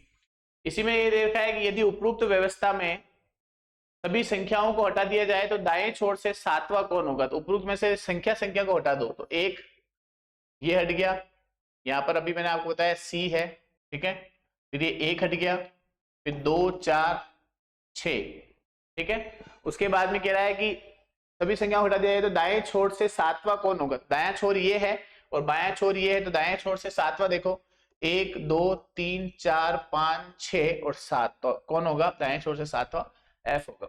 ये तो सवाल आपको सिलेक्शन दिलाने वाले हैं जिनमें कुछ भी नहीं करना है, कोई फॉर्मूला नहीं है, बस लॉजिक लगाना है कि क्या आंसर है। इसलिए मैंने आपको देखो जो 12th वाले बच्चे जो हैं, जो भी बीएससीसी दे रहे हैं, मैंने इस तरह से इसीलिए बता रहा हूं ताकि आप बिल्कुल बेसिक से कर सके कि हाँ सर ने भी ऐसे गिन लिया तो हम भी ऐसे गिन ले। आगत नहीं करना, क्योंकि जब अगर आप जल्दबाजी करेंगे तो इतने अच्छे सवाल जिनके नंबर आप ये मान के चलो कि आपको यूं दिए जा रहे हैं, वो भी आप नहीं ले पाओगे और गलत हो जाएगा। निम्नलिखित में से कौन सा आरेख टेबल, कुर्सी और फर्नीचर के बीच सही संबंध है, तो आपको पता है कि टेबल, कुर्सी और फर्नीचर का मतलब है टेबल और कुर्सियां दोनों फर्नीचर में आते हैं, तो टेबल और कुर्सियां दोनों किस में आते हैं, फर्नीचर में आते हैं, तो ये आ जाएगा, ये टेबल हो गया आपका, ये कुर्सी होगी आपकी चेयर, और ये दोनों किस में आ जाएंगे, आपके फर्नीचर में आ जाएंगे। चलिए नेक्स्ट क्वेश्चन देखिए, निम्नलिखित में से कौन सा आरेख टेनिस खेलने वाले, क्रिकेट खेलने वाले और विद्यार्थियों के बीच सही संबंध को दर्शाता है, तो आपको अच्छी तरह से पता है कि टेनिस खेलने वाले तो विद्यार्थी ही टेनिस खेलते हैं, और विद्यार्थी ही जो है वो क्या खेलते हैं, क्रिकेट खेलते हैं, ठीक है। तो सभी टेनिस खेलने वाले क्रिकेट खेले ऐसा जरूरी नहीं है, तो ये देखिए ये वाला इसका सही आंसर बन जाएगा कि ये जो है ये विद्यार्थी हैं, ये क्या है, विद्यार्थी हैं, और विद्यार्थी जो है वो कुछ जो क्या है वो क्या खेल रहे हैं, क्रिकेट खेल रहे हैं, और कुछ विद्यार्थी जो है वो क्या खेल रहे हैं, टेनिस खेल रहे हैं, तो ये सही आंसर हो जाएगा। नेक्स्ट क्वेश्चन देखिए, निम्नलिखित में से कौन सा आरेख संयोजन मच्छर, चींटी और कीड़े, तो मॉस्किटो यानी मच्छर, सेकंड है चींटी, और तीसरा जो है वो है कीड़े, ठीक है। देखिए आप इसमें देखिए थोड़ा सा चेंज है, तो इसका आंसर क्या होगा, देखिए तो देखिए मच्छर और चींटी में कोई संबंध नहीं है, लेकिन ये दोनों जो हैं वो कीड़े जरूर हैं, ये दोनों क्या हैं, कीड़े जरूर हैं, तो इसीलिए ये जैसे आंसर है, तो इसमें देखिए क्या हो जाएगा, तो ये अगर मान लीजिए कीड़े हैं, ये सभी जो है वो किसको दर्शाते हैं, कीड़े को दर्शाते हैं, तो इसके अंदर जो है ये आपके लिए मच्छर हो गए और ये आपके लिए जो है वो क्या हो गए, चींटी हो गए, इन दोनों में आपस में कोई संबंध नहीं, ये सिर्फ टच है, क्रॉस नहीं है, क्रॉस ऐसे होता है, ठीक है। तो आंसर क्या हो जाएगा इसका, डी हो जाएगा, आंसर आपका इसका क्या हो जाएगा, डी हो जाएगा, आंसर क्या हो जाएगा आपका इसका, डी हो जाएगा, ठीक है। चलिए मच्छर और चींटी दोनों कीड़े हैं, और ये दोनों किसमें आ जाएंगे, कीड़े में आ जाएंगे। नेक्स्ट क्वेश्चन देखिए, लुप्त संख्या ज्ञात कीजिए, मेरे हिसाब से दिख रहा होगा आपको ये, थोड़ा सा अगर नहीं दिख रहा हो तो मैं आपको थोड़ा सा इसको शॉर्ट करके बता देता हूँ। लुप्त संख्या ज्ञात कीजिए, तो देखिए इसमें आराम से ये आपको दे रखा है क्वेश्चन मार्क, चलिए देखिए मैं दिखा देता हूँ, ये आपको 20 दिख रहा है, ये 36, ये 68, ये 132, ये 260। देखिए इसमें आपको सीक्वेंस पता करना है कि सीक्वेंस क्या है, तो यहाँ पे कौन सी संख्या आएगी, तो देखिए 12 और 36 में डिफरेंस देखिए आप, तो 16 का डिफरेंस है, 36 और 68 में डिफरेंस देखेंगे आप, तो ये 32 का डिफरेंस है, और इसमें आगे अगर आप डिफरेंस देखेंगे तो ये 64 का डिफरेंस है, और 260 में से 132 गए तो ये बच जाएगा आपके लिए 1 2 और 8, तो ये 128 का। तो देखिए क्या हो रहा है, 16 दूना 32, 32 दूना 64, 64 दूना 128, तो यहाँ आ जाएगा 16 से पहले 8 दूना 16, क्या आ जाएगा 8 दूना 16, इसका मतलब 20 में से 8 गए, तो यहाँ आंसर क्या आ जाएगा आपका 12, 12 20 में 8 का गैप, फिर 16 का गैप, फिर 32 का गैप, ठीक है। तो आंसर क्या हो जाएगा आपका 12। नेक्स्ट क्वेश्चन देखिए आप, ये आपका मिसिंग नंबर का क्वेश्चन है, लुप्त अक्षर ज्ञात करना है, तो देखिए यहाँ डी और जी दे रखा है, तो आपको पता है डी 4 पे आता है, जी 7 पे आता है, तो 7 4 11, पी आता है 16 पे, एल आता है 12 पे, तो 12 और 16 28, एच जे आता है 10 पे, एम आता है 13 पे, तो 13 और 10 23, और 32 और ये तो एच, तो देखिए 32 में से एच जाएगा तो 8 यानी 26, सॉरी 24, और 24 पे क्या आता है आपका एक्स आता है, एक्स 24 पे, एच आपका 8 पे, और 24 और 8 कितना हो जाएगा 32 हो जाएगा, तो एक्स इसका आंसर हो जाएगा। देखिए ये जितने भी सवाल है ना जो अब आ रहे हैं, ये सारे आपको सिलेक्शन दिलाने वाले सवाल हैं, इजी है और आप आराम से कर सकते हैं। देखिए ये आपका काउंटिंग फिगर का क्वेश्चन आ गया, दिए गए चित्र में त्रिभुजों की संख्या बताइए। तो देखिए सीधा सीधा बताइए, देखिए एक आपका ये, एक आपका ये 2, एक ये 3, एक ये 4, एक ये वाला आपका 5 और एक ये वाला 6। तो देखिए 6 त्रिभुज तो मैंने आपको गिना दिए। अब उसके बाद देखिए आप दो दो को टारगेट करिए, इस तरह से ये एक पूरा, इस तरह से एक ये पूरा, इस तरह से एक ये पूरा और इस तरह से एक ये पूरा। तो आंसर इसका क्या हो जाएगा? 10 हो जाएगा। क्या आंसर हो जाएगा इसका? 10। 6 + 4 बराबर क्या आंसर हो जाएगा? 10। नेक्स्ट फिर से देख लीजिए एक बार, अगर आपको समझ में नहीं आया तो मैं फिर से बता देता हूं, अलग अलग मार्कर से बता देता हूं। देखिए 1 2 3 4 5 6, 6 तो वैसे ही बन रहे हैं और बाकी के 4 मैं आपको अलग पेन से बता देता हूं, है ना।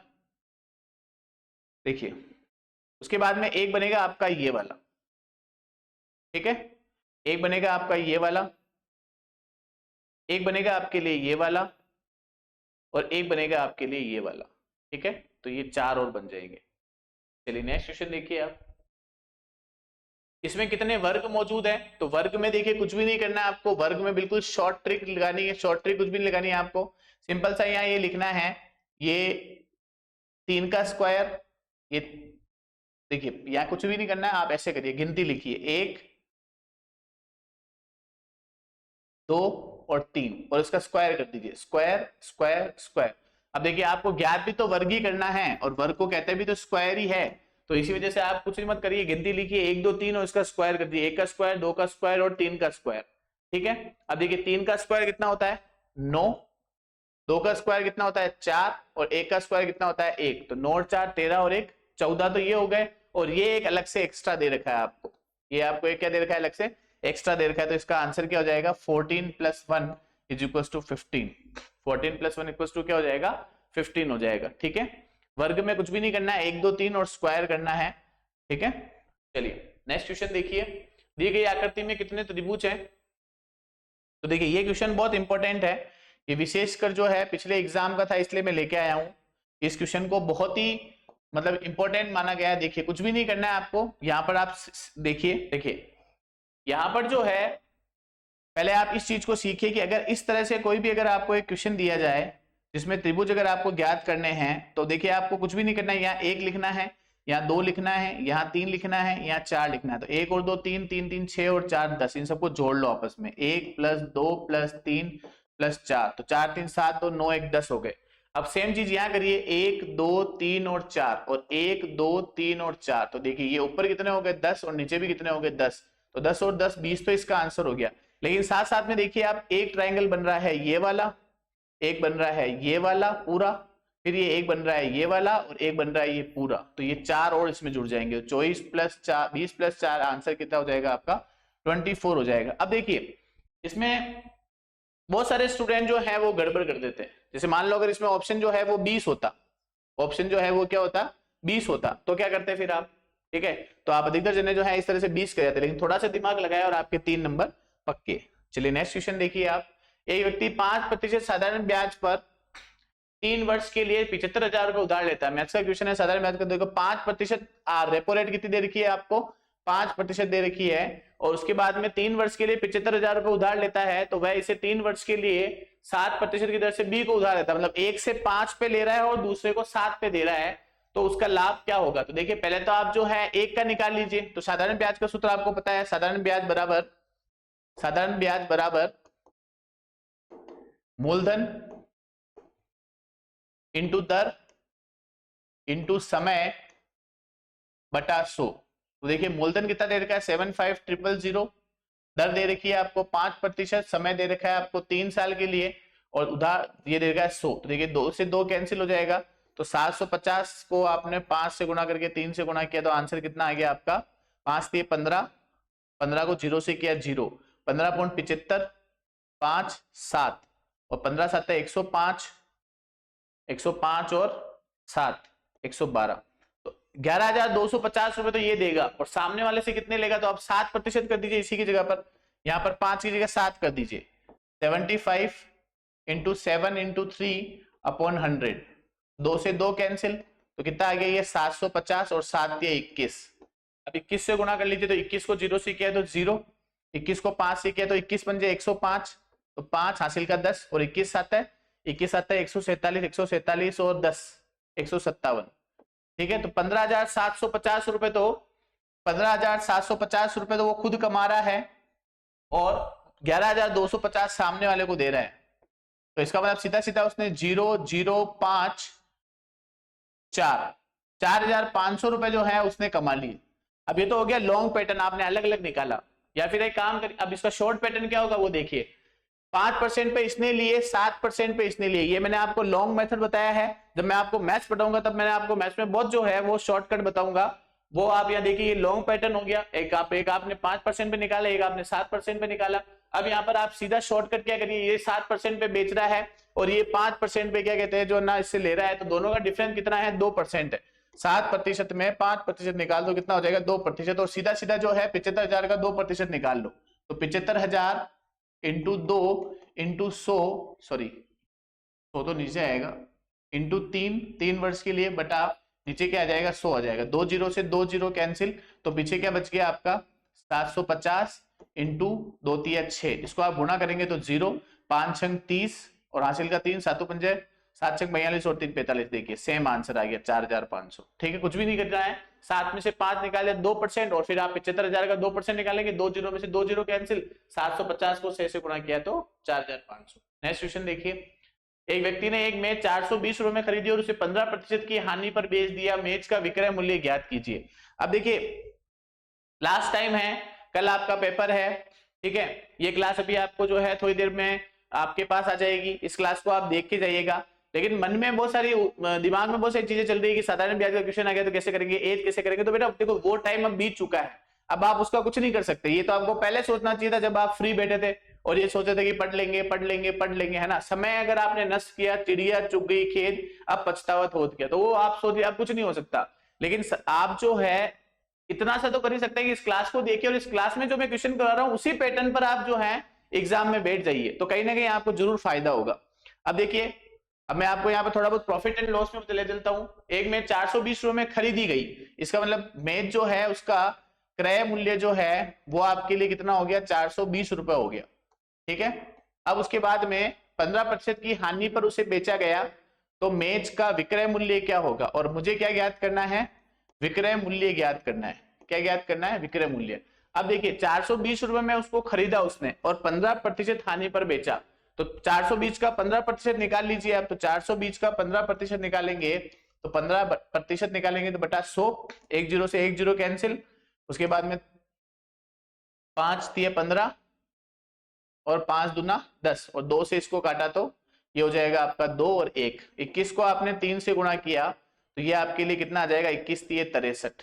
ठीक है, कितना आ जाएगा, 21 तिये 63। तो 420 में से आप क्या कर लीजिए, 63 माइनस कर लीजिए, तो ये आपके लिए आंसर कितना हो जाएगा, 7 और 9 1 11, 11 में से 6 गए तो 5 और 3, 357 आपका इनसा आंसर हो जाएगा। 357 आपके लिए क्या हो गया, विक्रय मूल्य हो गया।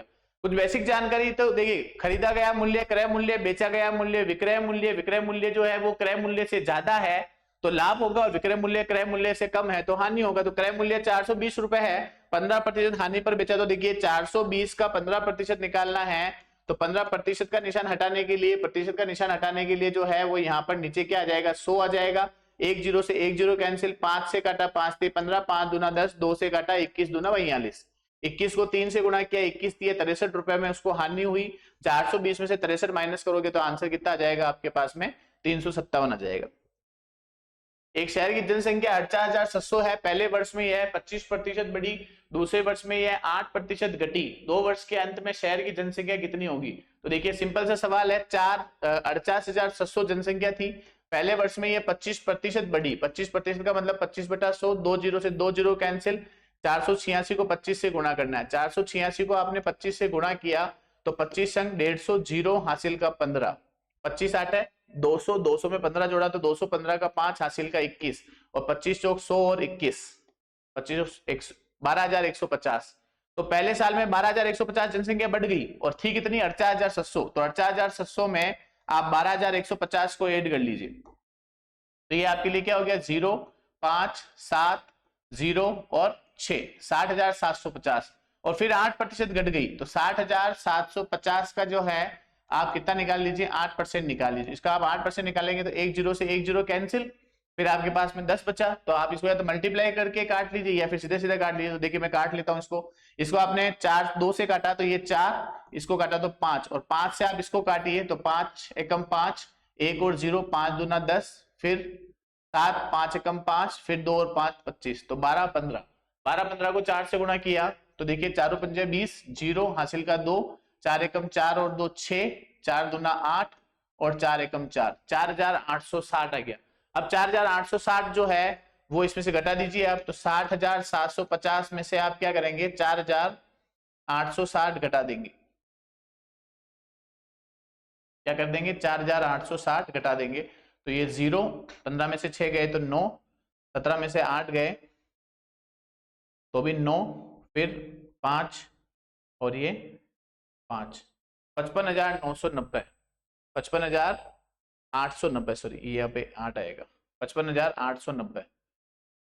ठीक है, तो ये आपका आंसर हो गया। एक बार फिर से देख लीजिए आप इसको, 60,750, 0 से 0, फिर आप 15 में से 6 जाएगा तो 15 में से 6 जाएगा तो पीछे बचेगा 9, फिर यहाँ रह गया आपका 6, 6 16, 16 में से 8 गए तो 8, फिर इधर रह गया आपका 9 में से 4 गया 5, और फिर 5 का 5, तो 55,890 इसका आंसर हो जाएगा। कुछ भी नहीं करना है, ये बेसिक सवाल है, लेकिन आप खुद करेंगे तब आपको पता चलेगा कि पहले इसका आपको 25% निकालना है, ये 25% इसको इसमें जोड़ दीजिए, फिर उसके बाद में ये नई जनसंख्या आ गई और इसका 8% निकाल के इसमें से घटा दीजिए।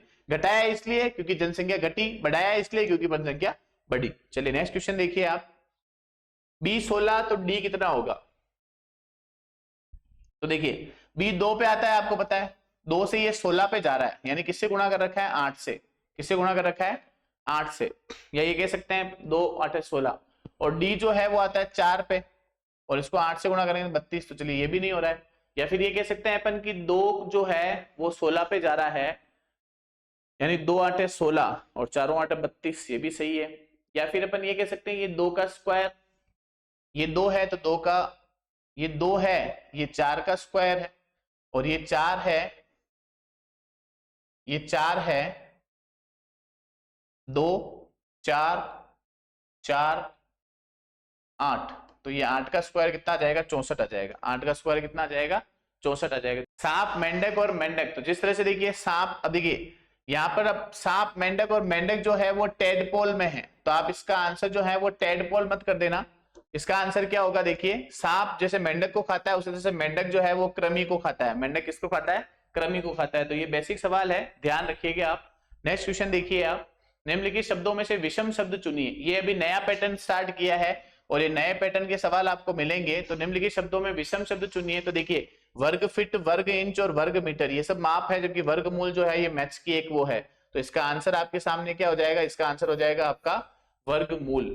नेक्स्ट क्वेश्चन, नीचे दिए गए विकल्पों में से विषम संख्या शब्द को चयन करिए। तो विषम संख्या, तो देखिए 31 जो है ये प्राइम संख्या है, 61 भी प्राइम है, 41 भी प्राइम है, लेकिन 51 जो है वो प्राइम नहीं है, क्योंकि 51 जो है उसमें 17 आती है 51, तो इसके लिए आंसर क्या हो जाएगा आपका 51 हो जाएगा। आंसर क्या हो जाएगा आपका 51 हो जाएगा, बाकी सब प्राइम नंबर है। छात्रों की एक पंक्ति में प्रभु बाएं से 9वीं तथा पद्मा दाएं से 12वीं है, उसी पंक्ति में राम बाएं से 12 तथा राधा दाएं से 9वीं है, प्रभु व राम के बीच कितने छात्र हैं।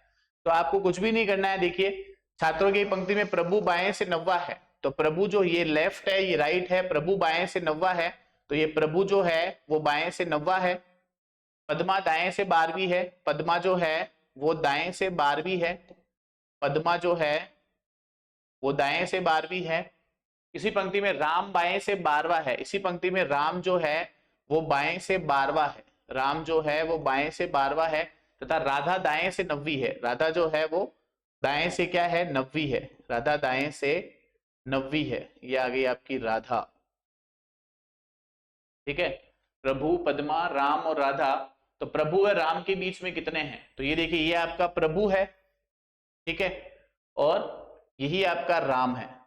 तो सिंपल सा आंसर आ रहा है, देखो ये प्रभु बाएं से 9वां है और राम जो है वो बाएं से 12वां है, तो दोनों के बीच में 10 और 11। सिंपल आंसर है, 2 आंसर हो गया। नेक्स्ट क्वेश्चन देखिए, यदि किसी घड़ी में 10:10 हो रहे हैं तो इस स्थिति में घंटे व मिनट की सुई के बीच में कोण तो सिंपल है, देखो 10:10 कैसे होंगे, तो 10:10 का मतलब क्या है वो देखिए आप, ये देखिए ये 10:10, तो वैसे तो आप निकालेंगे, देखिए 10 से 11, 12, 1 और 2, तो 30 के हिसाब से 120 डिग्री। लेकिन घंटे की सुई जो है वो 10 मिनट आगे चल चुकी है, और 1 घंटे की सुई जो है वो 1 मिनट में आधे डिग्री का कोण बनाती है, 10 मिनट में बनाएगी वो कितने डिग्री का, 5 का। तो 120 में से 5 गए तो आंसर क्या आ जाएगा आपका, 115 डिग्री आ जाएगा। और वैसे आपको मैंने सूत्र बता रखे हैं, आप सूत्र से भी ये सवाल कर सकते हैं। चलिए, तो आज जो ये मैं आपके सामने 50 क्वेश्चन लेके आया हूं, ये 50 क्वेश्चन जो है काफी स्तरीय थे, थोड़े से लॉजिकल थे, ठीक है। एग्जाम में बच्चों के ऊपर एक थोड़ा सा प्रेशर रहता है, उस प्रेशर को देखते हुए ये सवाल जो है उनको हार्ड लगते हैं, लेकिन जब घर आके वो कोशिश करते हैं तो उनको लगता है कि क्वेश्चन जो है वो बहुत इजी थे। तो आप विदाउट किसी टेंशन जो है आराम से कल पेपर को अटेंड करिए। पेपर में जाने से पहले जो आज का आपके पास दिन है रविवार का, इस दिन में जो है आप पहले के 100 क्वेश्चन और आज के 50 क्वेश्चन, इन 150 क्वेश्चन को एक बार देख के जाइएगा। मैं आपसे वादा करता हूं कि 150 क्वेश्चन आपको एग्जाम में जरूर बेनिफिट देंगे और आप वहां जरूर कहेंगे कमल सर की क्लास हमारे काम आई, ठीक है। काफी सारे स्टूडेंट मेरे से जुड़े हुए हैं, उन सभी को ईशाला के तरफ से और मेरी तरफ से जो है पहले से ही ऑल द बेस्ट। अच्छी तरह से आप सेट होके जाइएगा, किसी तरह का प्रेशर नहीं लेना है आपको। और मैंने आपको इस क्लास से पहले ये बताया था कि मैं आपको कुछ चीजें बताऊंगा उस पर कि आपको जो है किस तरह से पेपर को अटेंड करना है। तो देखिए आप यहाँ पर देखिए, मैं आपको यही कहना चाह रहा था कि जैसे कि आपको पता है कि पेपर में आपके पास में 4 सेक्शन आएंगे ABCD, और इन ABCD सेक्शन को देखते हुए आपको सिर्फ इतना सा ध्यान रखना है कि जो आपका सबसे बेस्ट है, चाहे आपका रीजनिंग मैथ्स अच्छा है, चाहे आपका GK अच्छा है, चाहे आपका TA अच्छा है, और या फिर आपका जो है वो हिंदी अच्छा है, या संस्कृत अच्छा है, या फिर आपका जो है वो इंग्लिश, ठीक है। जो भी पार्ट आपका बेस्ट है आप उसी के साथ शुरुआत करें, ताकि शुरू में जाते ही पहले आप जो है कि ऐसे पार्ट को अटेंड नहीं करें जिससे आप टेंशन में आ जाए, नहीं तो पूरे पेपर में जो है वो आपको दिक्कत हो जाएगी, आपका जो है वो बीपी बढ़ जाएगा। बीपी को नॉर्मल रखने के लिए और पेपर को अच्छी तरह से सॉल्व करने के लिए आप उस पैटर्न को सबसे पहले हाथ लगाइए जो आपको सबसे बेस्ट आता हो, ठीक है। और मेरा जहां तक मानना है, मैं आपको ये कहूंगा कि पहले आप रीजनिंग मैथ्स करिए, क्योंकि रीजनिंग मैथ्स आपका टाइम लेगा। अगर आप इन सबको करने में उलझ गए और रीजनिंग मैथ्स में लास्ट में अगर आपका समय नहीं बचा, तो एक ऐसे भाग को आप छोड़ देंगे जो वहीं पर आपको बता देगा कि हमारे कितने क्वेश्चन सही है। रीजनिंग और मैथ्स एक ऐसा पार्ट है जो एग्जाम में आपको बता देगा ये आंसर हमारा सही है या नहीं है। बाकी में तो फिर भी आप थोड़े से कंफ्यूज रहेंगे, लेकिन रीजनिंग और मैथ्स सबसे बेस्ट है। तो इसमें आप ये 150 नंबर की अगर आप लेके मान के चलिए, तो अगर आप 40 क्वेश्चन भी अटेंड करते हैं तो 120 नंबर आपकी इस सेक्शन में कहीं नहीं गए, ठीक है। तो इसीलिए आप पूरी तैयारी के साथ जाइएगा, कौन सा सेक्शन आपको अटेंड करना है, जिस पार्ट की आपकी तैयारी सबसे बेस्ट है उसको आप अटेंड करिए। सेकेंडली, बिल्कुल आराम से इजी गोइंग आप पेपर को सॉल्व करने जाइए। आपकी लाइफ का मे भी पॉसिबल ये फर्स्ट एग्जाम हो सकता है, वैसे काफी सारे स्टूडेंट ने PTET का एग्जाम भी दिया है, तो अब आपके लिए थोड़ा सा रिलैक्स हो गया होगा कैसे गोला बढ़ना है। एक सेक्शन को कंप्लीट करिए, उसके बाद में आप मार्क कर दीजिए, फिर B सेक्शन कंप्लीट करिए, फिर तो गोले ऐसा नहीं कि सारे एक साथ आपने राइट कर दिए पेपर में, अब गोले भरने हैं, है ना, और पता चला घंटी बज गई, तो पेपर तो पूरा सॉल्व कर लिया लेकिन आपने OMR शीट भरी नहीं। इसलिए आप ऐसी गलती मत करिए। अगर आपको लगता है कि आप हर क्वेश्चन के बाद में गोला नहीं भर सकते हैं, तो आप कोई दिक्कत नहीं है, आप एक सेशन के 50 क्वेश्चन कंप्लीट कर लीजिए और फिर आप उसको राउंड कर लीजिए। राउंड करते समय आप ध्यान रखिए कि आपको किस तरह से राउंड करना है। एक गोला भी अगर आपसे चूका तो आप ये मान के चलिए कि सारे क्वेश्चन जो है उसकी जो आगे से आगे सीरीज है वो गलत हो जाएगी, ठीक है। इसलिए बिल्कुल आप वहां पर उस 3 घंटे में जो है अप टू डेट होकर अपने दिमाग को जो है बिल्कुल शांत रखकर और उस पेपर को आपको करना है। जो पार्ट पहले आए उसको करना है, जो क्वेश्चंस नहीं आ रहे हैं या जिन पे आपको तुक्के लगाने हैं वो सब बाद का काम है। पहले आपको पेपर को इस तरह से अटेंड करना है कि हाँ मैंने इतनी तैयारी करी है और उस अकॉर्डिंग मैं पेपर को जो है वो कंप्लीटली सॉल्व करके आऊंगा, ठीक है। तो आज के लिए इतना ही। आप सभी जो हैं अच्छी तरह से रेडी होकर एग्जाम देने जाइएगा। उससे पहले मेरी ये 150 क्वेश्चन की क्लासेस जरूर देख के जाना, ताकि आपको रीजनिंग और मैथ्स में फायदा हो जाए। GK अच्छे से करके आना, हिंदी करके आना, और जो आपको टफ पार्ट लगे, जैसे इंग्लिश अगर आपको टफ लगता है लास्ट में कर लेना। TA जो है वो काफी अच्छा है, इसमें आप बहुत अच्छे नंबर लेके आ सकते हैं, ठीक है। ये सिर्फ आपकी लॉजिकल क्वेश्चंस आएंगे इसमें कि आपको क्या करना चाहिए। TA वाले क्वेश्चंस में आपको सिर्फ पॉजिटिवली जवाब देना है ना। हम ये भी कह सकते हैं कि हाँ कभी कभी मारना चाहिए बच्चों को, लेकिन हमारे एजुकेशन जो सिस्टम है वो ये बिल्कुल भी नहीं कहता है। इसलिए TA वाले सवालों के अंदर जो है आपको सीधा सीधा डायरेक्टली जो है आपका लॉजिक लगाना है कि मतलब विद्यार्थी के भविष्य को देखते हुए कि हम उसके अंदर क्या क्या कर सकते हैं, उसमें आपको प्लस ही दिखाना है, ठीक है। तो इसी के साथ में जो है आज अपन इस क्लास को यही खत्म करते हैं। आप सभी को ईशाला और मेरी तरफ से जो है पेपर से पहले अग्रिम शुभकामनाएं। अच्छी तरह से आप पेपर सोल्व करके आना। जय हिंद, जय भारत, धन्यवाद।